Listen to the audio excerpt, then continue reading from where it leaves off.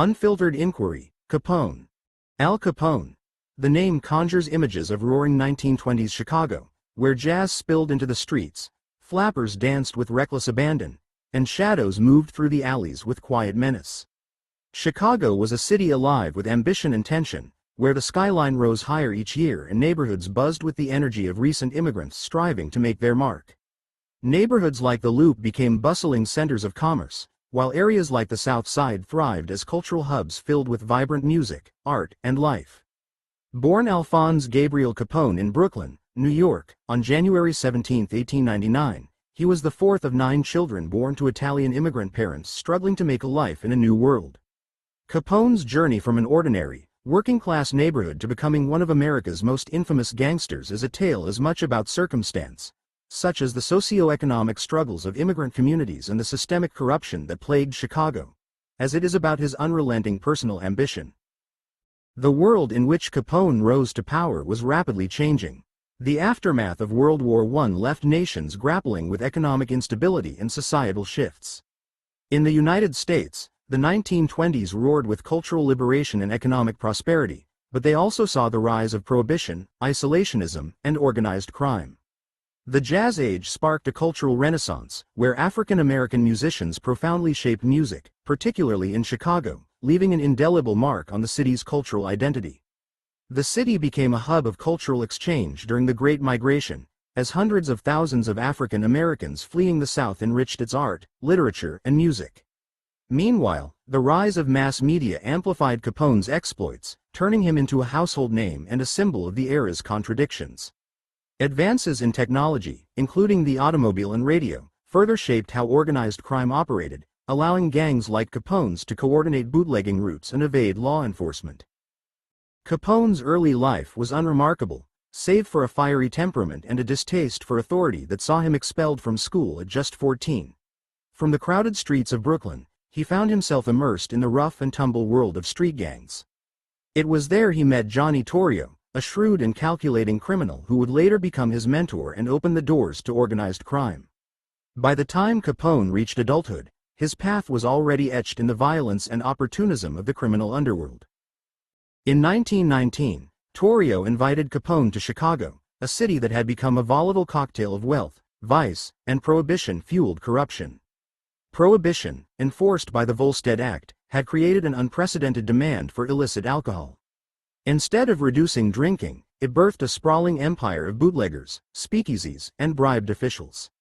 Chicago was also a cultural melting pot. The South Side hummed with jazz, with clubs like the Savoy Ballroom and the Sunset Cafe drawing massive crowds. The Great Migration brought hundreds of thousands of African Americans seeking new opportunities, fostering a cultural renaissance that introduced Chicago to iconic musicians like Louis Armstrong and Bessie Smith. Torrio recognized Capone's potential and ambition, entrusting him with increasingly significant responsibilities. Capone managed operations at brothels, coordinated bootlegging routes, and oversaw protection rackets that extended throughout Chicago. These tasks not only honed Capone's leadership skills but also solidified his reputation as a ruthless and efficient operator within the outfit. When Torrio retired after a near-fatal assassination attempt in 1925, Capone assumed leadership of the Chicago outfit with ruthless precision. Under Capone's reign, the outfit's operations expanded to include bootlegging, gambling, prostitution, and bribery, all fortified by an intricate web of enforcers and corrupt politicians. At the peak of his power, Capone's empire reportedly generated over $100 million annually, a staggering fortune in its time. He ruled Chicago's underworld with a mixture of calculated brutality and ostentatious charm, throwing lavish parties while maintaining a public image as a benefactor of the downtrodden. His public persona painted him as a modern-day Robin Hood, funding soup kitchens during the Great Depression and providing handouts to the poor. Yet to his enemies, Capone was Scarface, a moniker derived from the brutal scar he earned in a barroom fight, a constant reminder of the violence that defined him. Capone's inner circle was as infamous as he was. Figures like Frank Nitti, known as the Enforcer, and Jack McGurn, tied to the Valentine's Day Massacre, played pivotal roles in maintaining Capone's iron grip on Chicago.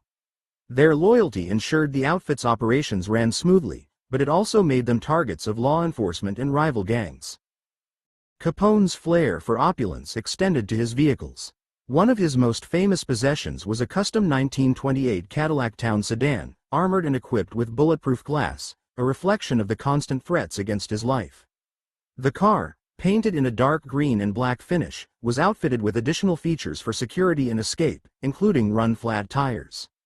Today, this iconic vehicle is housed in the Historic Auto Attractions Museum in Roscoe, Illinois, where it draws visitors eager to glimpse a piece of Capone's storied history.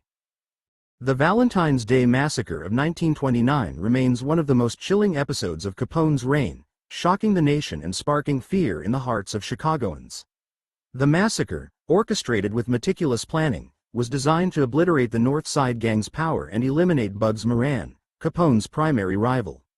On a bitterly cold February morning, assailants dressed as police officers entered a garage where North Side Gang members believed they were meeting for a routine business deal. Once inside, the disguised gunmen lined up 7 members of the gang and unleashed a barrage of gunfire, leaving the walls spattered with blood and the city in shock. Public outrage grew as citizens demanded action against the unchecked violence that plagued their city.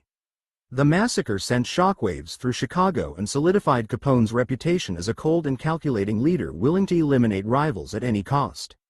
Although he was never directly tied to the massacre, the public outrage it generated marked the beginning of his downfall. The federal government, led by President Herbert Hoover, began an aggressive campaign to dismantle Capone's empire. Hoover's insistence on bringing Capone to justice mobilized federal agents, including the tenacious Frank J. Wilson, who meticulously pored over financial records to build a case. Agents faced immense challenges, from navigating widespread corruption to collecting evidence without the forensic tools available today. Their efforts revealed that Capone's lavish lifestyle, replete with tailored suits, diamond jewelry, and luxury vehicles, was funded by unreported income. Despite his nearly untouchable status through bribes and intimidation, Capone was ultimately undone by the crime of tax evasion, a technical but devastating blow. In 1931, he was convicted and sentenced to 11 years in federal prison, serving much of his time at the infamous Alcatraz. There, the man who once dominated Chicago's streets began to fade, his health ravaged by untreated syphilis and the isolation of prison life.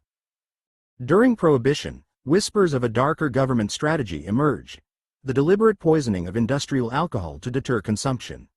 While this was a government policy aimed at discouraging drinking, it was not directly connected to Capone's operations but added a broader layer of tragedy to the illegal liquor trade of the era. The toxic additives, meant to render the alcohol undrinkable, often found their way into the black market supply. It is estimated that thousands died or suffered serious health issues due to poisoned alcohol during Prohibition, further highlighting the unintended consequences of the era's policies. This grim chapter of Prohibition added another layer of danger to the illegal liquor trade that Capone's empire thrived on. Although not directly tied to Capone, the poisoned alcohol scandal underscored the broader risks and tragedies of the era. The Prohibition era left a complex legacy that continues to shape society today. Capone's rise and fall underscored the dangers of unchecked power, highlighting how systemic corruption can undermine law enforcement and public trust. The expansion of federal power to combat organized crime laid the groundwork for modern law enforcement tactics, including the use of financial investigations and task forces. Moreover, the era's unintended consequences, such as the growth of organized crime and the failures of legislating morality, inform today's debates on drug legalization and regulation. The media played a pivotal role in shaping Capone's paradoxical legacy. Newspapers alternately glamorized his exploits, dubbing him a gangster king, and exposed the violence and corruption he perpetuated. Stories of his philanthropy mingled with tales of his ruthlessness, captivating a public fascinated by the contradictions of his character. This duality mirrored the nation's own struggle with the moral and practical failures of Prohibition. Released in 1939 after serving nearly 8 years, Capone returned to his mansion in Palm Island, Florida, a shadow of his former self. His final years were spent in quiet decline, plagued by neurological deterioration from syphilis. The man who once ruled Chicago's underworld with an iron fist died on January 25, 1947, succumbing to a stroke and pneumonia at the age of 48. Capone's legacy is one of excess and contradiction, reflecting the allure and the peril of unchecked power. He remains an enduring symbol of Prohibition-era America, a cautionary tale of ambition turned corrosive. His story continues to captivate, a reminder of how power, circumstance, and morality collide to shape figures of infamy. Reflecting on Capone's era, it is clear that times and circumstances have profoundly changed. Today, advancements in technology, transparency in governance, and the global interconnectedness of societies have altered the landscape of crime and law enforcement. However, the magnitude of corruption today, often operating on a global scale and embedded within governments and world organizations, makes the Capone era pale in comparison. While corruption and crime persist, the lessons of the Prohibition era have fostered debates about equity, regulation, and the balance between personal freedoms and societal responsibilities.